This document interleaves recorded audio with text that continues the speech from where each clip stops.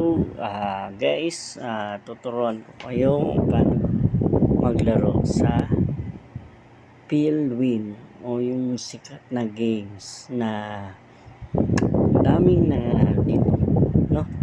Okay. So, para una, pag meron ka ng account, open mo yung account mo, tapos ito na yung lalabas mismo.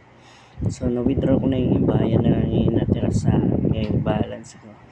Turuan ko lang kayo, so halagang 10 pesos para paano nga ba maglaro. Okay, pindutin natin yung square na red. Yan, makikita mo dyan kapag gusto mo mag-recharge 200, 500, or 1,000. So, click lang yung recharge. Sample natin ng 200. And fill up mo yan. So, pag na-fill up mo yan, name, email, phone number, Gcash.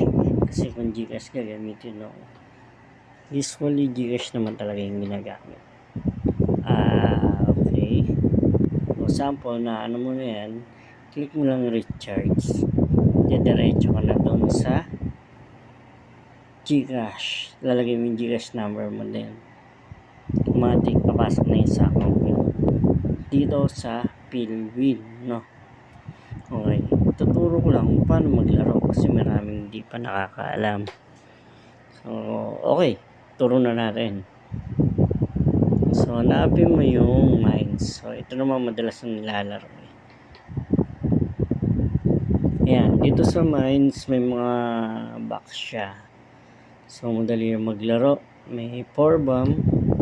Tapos, may 21 na coins. So, ang gagawin mo lang, kailangan hindi mo mabuksan yung bomb. Kasi pag nabuksan mo yung bomb, automatic. Talo na siya. So, coins lang. Ang pinaka-sekreto is huwag kang mainip. Kasi pag nainip ka, dadalian mo. Focus lang. So, sample natin. Bet tayo ng 10 pesos. Ay, bago pala mag-bet. So, pakita ko lang kung paano ma-adjust.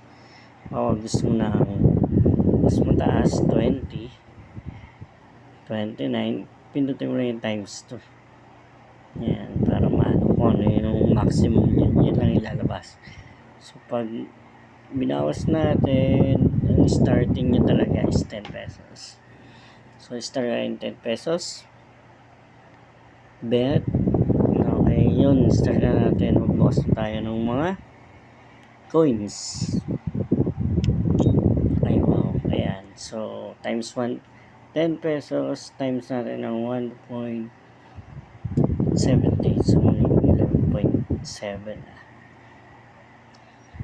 Isa pa.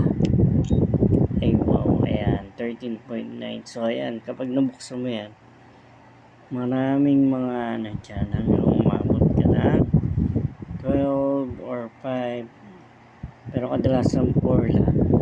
Cash out mo na agad. Dadagdag na yan doon sa account mo sa taas. Kaya makikita mo yan dito. Ayan. So, pag dagdag yan, umabot ka ng hanggang 500 yun. Ang minimum na withdrawal niya is 500. So, pag 500, pwede mo na siya i-withdraw. Okay? O, yun lang guys. Yun lang muna sa ngayon. Okay. Thank you.